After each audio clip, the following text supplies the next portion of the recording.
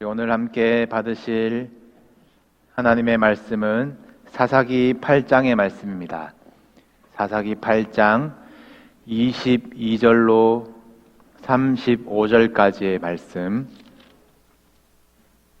조금 길지만 우리가 이 내용들, 스토리들 한번 이렇게 머릿속으로 계속 이어가시면서 교독하시면 좋겠습니다.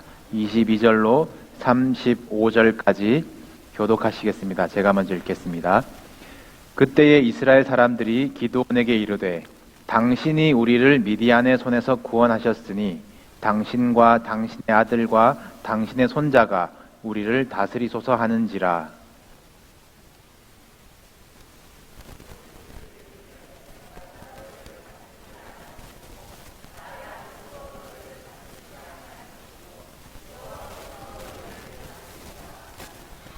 기드온이 또 그들에게 이르되 내가 너희에게 요청할 일이 있으니 너희는 각기 탈취한 귀고리를 내게 줄지니라 하였으니 이는 그들이 이스라엘 사람들이므로 금 귀고리가 있었음이라.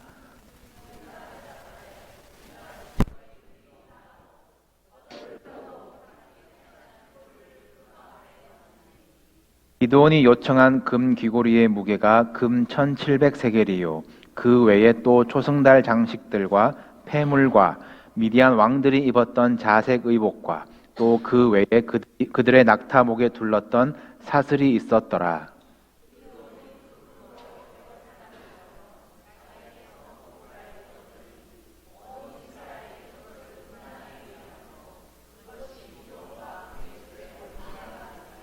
미디안이 이스라엘 자손 앞에 복종하여 다시는 그 머리를 들지 못하였으므로 기드온이 사는 40년 동안 그 땅이 평온하였더라.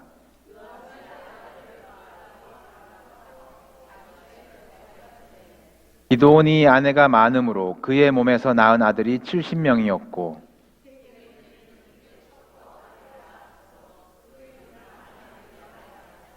요아스의 아들 기드온이 나이가 많아 죽음에 아비에셀 사람의 오브라에 있는 그의 아버지 요아스의 묘실에 장사되었더라.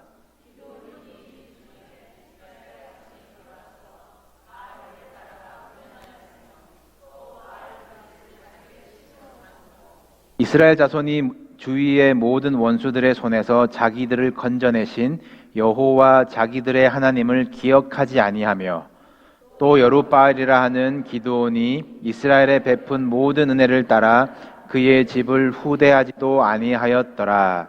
아멘. 우리는 지난주에 기드온이 사사로 세워지는 과정을 보았습니다.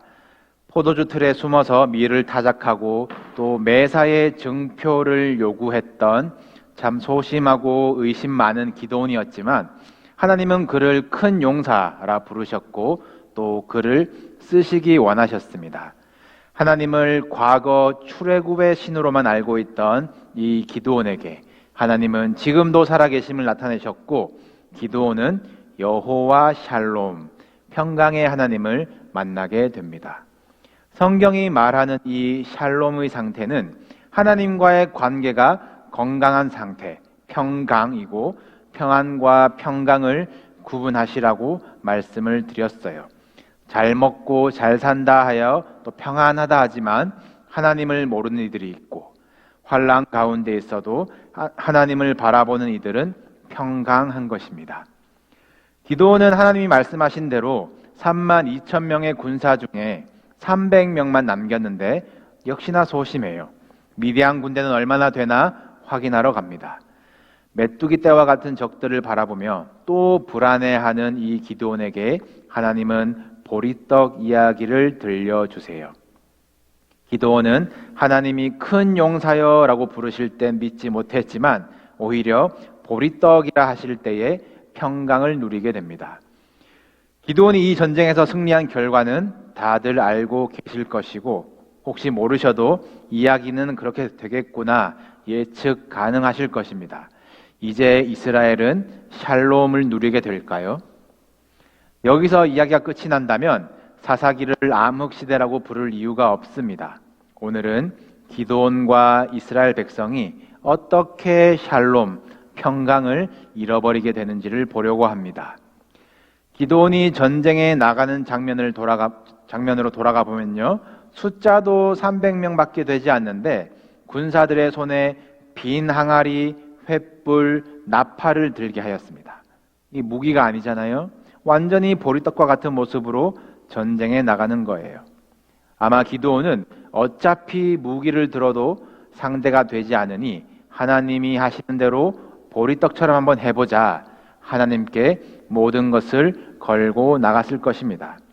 전적으로 하나님께서 하시는 전쟁인데 이 출전 마지막 순간에 기드온은 자신의 공로를 살짝 얹어 보려는 이 욕심에 빠지게 됩니다.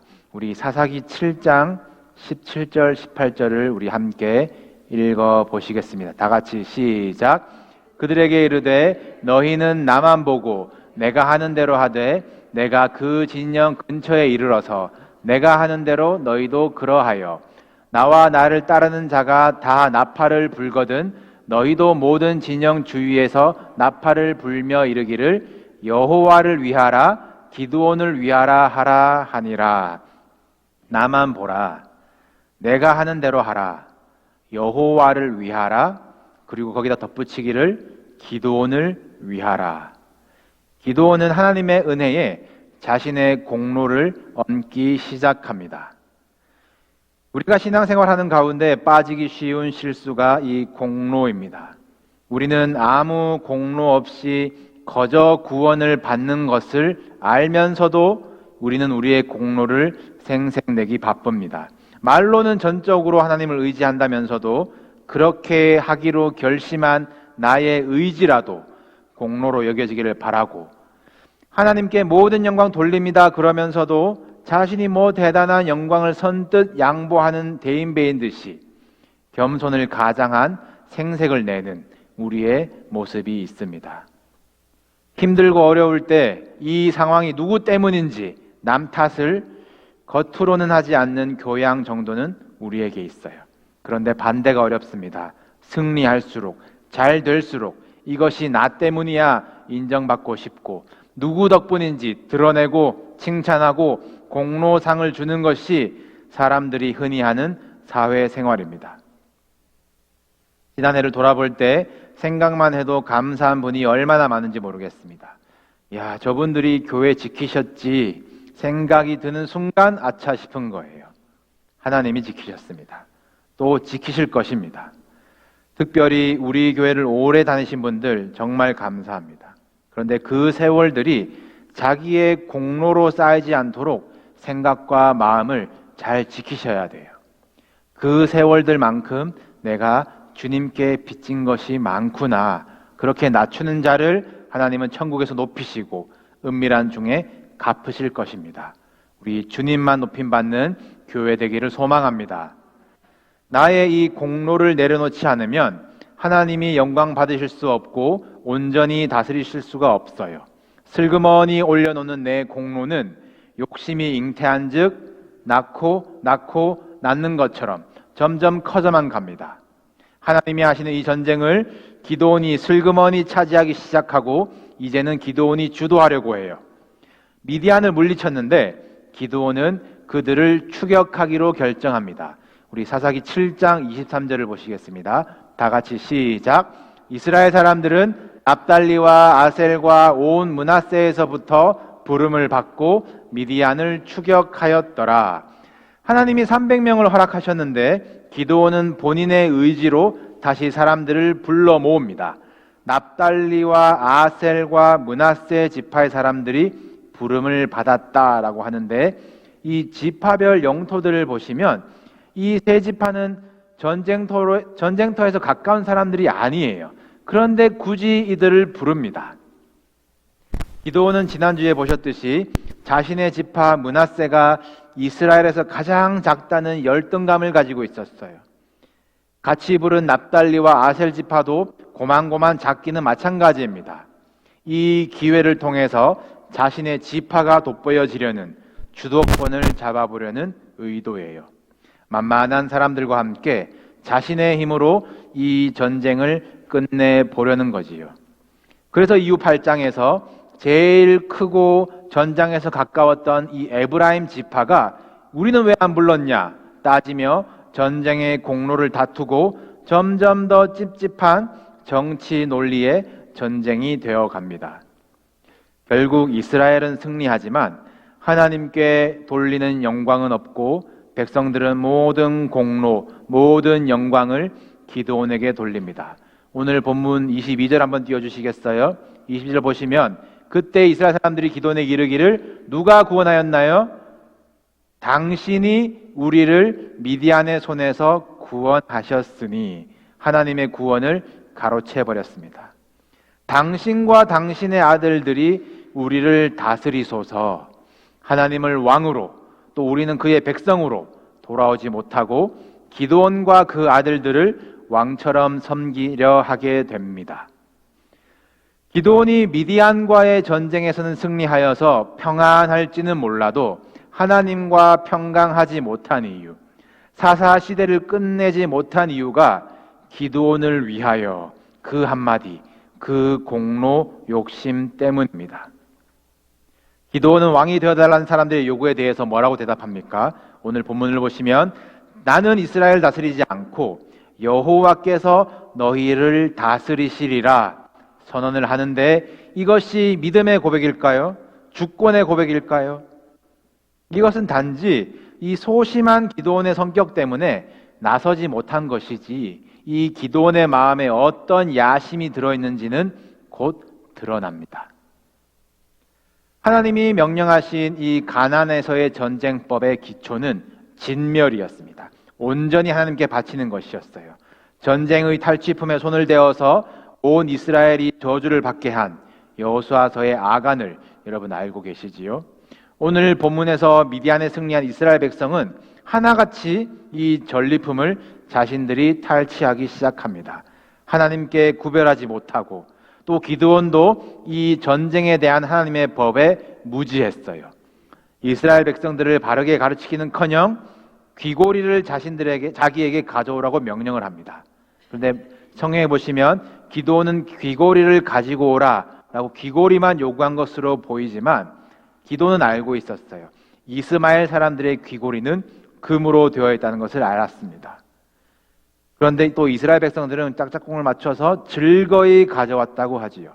탈취한 물건을 내면서 그렇게 생색을 냅니다. 기드온은 이미 스타, 왕노릇하고 있어요.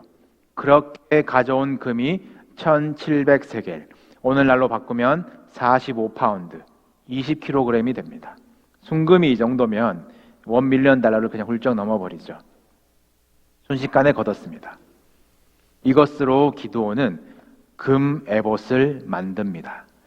에봇은 레위 지파 대제사장들이 하나님의 뜻을 묻기 위해서 하나님 앞에 나아갈 때에 하나님을 대할 때 입는 옷이었고 하나님이 디자인하신 옷이고 또 성막에 속한 것입니다.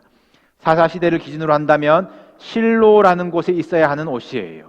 기드온은 그 에봇을 금으로 만듭니다. 이 에봇은 금으로 만드는 것이 아니에요. 5가지 실로 짜서 만드는 조끼와 같은 흉패입니다. 실로에 가본 적이 없는 것인지 말씀의 기준이 전혀 없이 자기가 디자인해서 금 에봇을 만드는 기드온이에요. 왜 금 에봇을 만들었을까요? 하나님을 대하는 사람이 바로 여기 있다라는 것입니다. 하나님이 나를 만나 주셨다는 그 은혜가 자신의 자랑이 되어버렸어요. 보리떡의 은혜가 금 에봇의 교만이 되어버렸습니다. 오늘 본문은 이스라엘 백성이 이 금 에봇을 음란하게 위하였다 말하는데 성경에서 음란은 우상 숭배를 이야기합니다. 이스라엘 백성이 성막이 있는 실로에 가지 않고 화려한 금 에봇 찾아와서 우상처럼 섬기는 거예요. 참고로 사사기 내내 실로에 가서 예배 드렸다는 내용이 한 번도 나오지 않습니다. 사사기 끝나고 사무엘상에 가서야 바르게 예배 드린 가정, 실로에 매년 찾아간 가정, 엘가나의 가정이 나오지요. 사사기가 암흑시대라고 불리는 이유 중에 하나입니다. 이 금 에봇은 기드온과 그의 집에 올무가 되었다라고 성경은 말합니다. 온 백성이 우상 섬기는 죄에 넘어지게 만드는 올무가 되었어요. 자기 공로라는 그 욕심이 잉태해서 결국은 죄를 낳는 것입니다. 여러분, 우상이 무엇입니까? 금송아지만이 우상이 아니에요. 성소에 속했던 예배의 도구 에봇도 우상이 되었습니다. 하나님을 바라는 것이 아니라면 뭐든지 우상이 될 수 있다는 거예요. 죄송하지만 예배가 우상이 될 수 있고 봉사가 우상이 될 수가 있습니다. 하나님 자리에 내 욕심, 내 공로를 올려놓는다면 모두 우상 숭배인 거예요. 내 욕심으로 기도하면 나무 밑에 물 떠놓고 기도하는 것과 다를 바가 없는 것입니다. 신앙의 모습을 가장한 금 에봇을 만드는 일이에요. 이게 다 걸려 넘어지는 올무, 쉬운 말로 바꾸면 함정이 된다는 것이에요. 신앙처럼 보이는데 빠지고 보니, 넘어지고 보니 우상 함정이라는 것입니다. 여러분 마음에 숨겨진 함정, 신앙을 가장한 그 잘못된 금의 봇을 주님 앞에 꺼내시기를 주님의 이름으로 축복합니다. 말로는 자신은 왕이 아니다, 하나님이 왕이시다 이야기하면서 왕처럼 살았던 기드온이에요. 아내가 많았고 이 아들만 70명을 낳았습니다. 또 아내 외에 지역마다 첩이 있었나 봐요. 멀리 세겜이라는 지역에 한 첩이 아들을 낳았는데 그 아들의 이름을 아비멜렉이라고 이름합니다. 이 아비멜렉은 나중에 기드온이 죽고 난 후에 형제 70명을 한 자리에서 죽이고 실제로 왕의 자리에 스스로 오른 사람입니다. 아비멜렉은 이스라엘 백성들에게 이르기를 우리 아버지가 너희를 건져낸 것을 알지 못하느냐, 공로를 따진 인물이에요. 아비멜렉의 이야기는 비참합니다. 아비멜렉 이후로 다시 사사기는 죄악의 반복과 억압과 핍박과 눌림의 세월로 들어가게 되어요. 이 아비멜렉의 이름의 뜻은 아버지가 왕이시다입니다. 아들의 이름의 뜻을 아버지가 왕이시다라고 지었다면 그 아버지 기드온은 스스로를 어떻게 여긴 것입니까? 말로는 나는 왕 아니다, 하나님이 다스릴 것이다 그래놓고 속으로는 내가 왕이야, 아들 이름으로라도 한풀이를 해보고 싶었을까요? 이 얼마나 겸손을 가장한 위선입니까? 우리 안에 들어있는 이 아비멜렉을 찾아내셔야 합니다. 여러분, 끝까지 몰아낼 수 없을지도 모릅니다. 계속해서 아비멜렉은 우리 안에서 태어날 거예요. 내가 왕이야, 내가 왕이야. 그러나 끊임없이 싸워나가고 주권이 하나님께 있음을 선포하며 내 안에 아비멜렉이 죽고 예수로 사는 것, 그것이 성도가 감당해야 할 이 땅의 삶입니다. 여호와를 위하라, 기드온을 위하라. 이 전적인 은혜에 자신의 공로를 내세웠던 작아 보이는 교만이었지만 결국 패망의 선봉이 되었어요. 말씀 들어본 척 하나님이 내 인생의 주인인 척 살아가지만 금 에봇을 만들고 아비멜렉이라 이름하는 우리의 삶의 모습은 없습니까? 오늘 본문 끝에서는 기드온이 죽자 이스라엘 자손들이 돌아서서 바알들을 따라가 음행하였다라고 나옵니다. 기드온이 젊을 적 부르심을 받고 밤에 몰래 깨부수었던 그 바알이 다시 온 이스라엘에 번져 세워져 있습니다. 하나님을 몰랐던 기드온에게 알려주신 하나님의 이름 여호와 샬롬, 어떻게 경험한 하나님의 평강인데 기드온이 죽고 난 후에는 여호와 자기들의 하나님을 기억하지 아니하며 사사로 안 세워졌으면 더 나을 뻔한 인생이 되었습니다. 또 이스라엘은 범죄하고 학자들이 말하는 성경의 시궁창, 사사기 끝부분으로 달려나가는 거예요. 어떻게 살아야 합니까? 이 사사 시대를 끝낸 사무엘은 어떻게 전쟁하였습니까? 기드온과 한번 비교해 보시지요. 사무엘은 이스라엘을 치러 오는 블레셋 앞에서 번제를 드리며 제단 앞에서 하나님께 부르짖었습니다. 하나님께서 큰 우레를 발하여 전쟁에서 승리하게 하셨는데 그 승리 후에 사무엘이 한 일은 단을 세우고 에베네셀이라 이름합니다.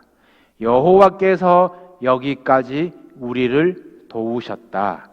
모든 영광 하나님께 돌리고 그리고 그것을 백성들에게 가르쳐요. 승리하셨을 때 조심해야 합니다. 하나님 영광 가리지 않도록, 금애보 만들지 않도록 철저하게 낮추시고 하나님만 높이실 때에 그 전쟁이 하나님의 일이 되어가는 거예요. 기드온의 전쟁이 끝났을 때 성경은 평온했다 이야기를 합니다. 원어로 샤카트라고 하는데 그쳤다, 멈췄다라는 뜻이에요. 끝나진 않았습니다. 그러나 사무엘의 전쟁이 끝났을 때 성경은 평화롭게 되었다. 원어로 샬롬하게 되었다. 이제서야 평강을 선언하고 사사시대가 끝이 났음을 알리게 됩니다.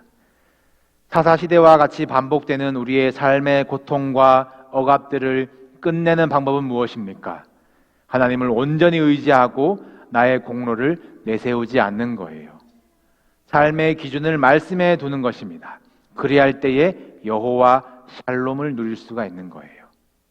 여러분, 금 에봇을 만들어서 집에 두시겠습니까?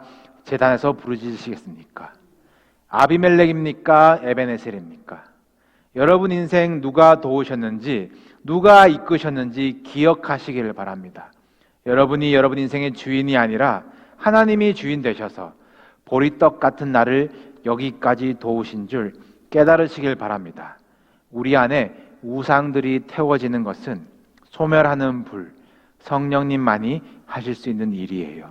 성령님은 오늘도 우리들에게 하나님이 어떤 분이신지 알려주기를 원하십니다. 우리를 복주고 싶어 하세요. 구원하셔서 영원히 곁에 두고 싶어 하세요. 여기에 우리는 아무 공로가 없습니다. 전적인 하나님의 은혜예요. 우리 인생의 길을 하나님께 맡길 때에 사망의 음침한 골짜기에서도 우리는 평강할 줄로 믿습니다. 여러분 삶 가운데 금에봇과 아비멜렉이 사라지고 여호와 샬롬의 은혜와 에벤에셀의 감사가 채워지기를 주님의 이름으로 축복합니다. 우리 시간 찬양하고 기도하시겠습니다. 찬양하실 때에 내가 주인 삼은 모든 것 내려놓고 내 주 되신 주 앞에 나가 우리 함께 찬양하시겠습니다.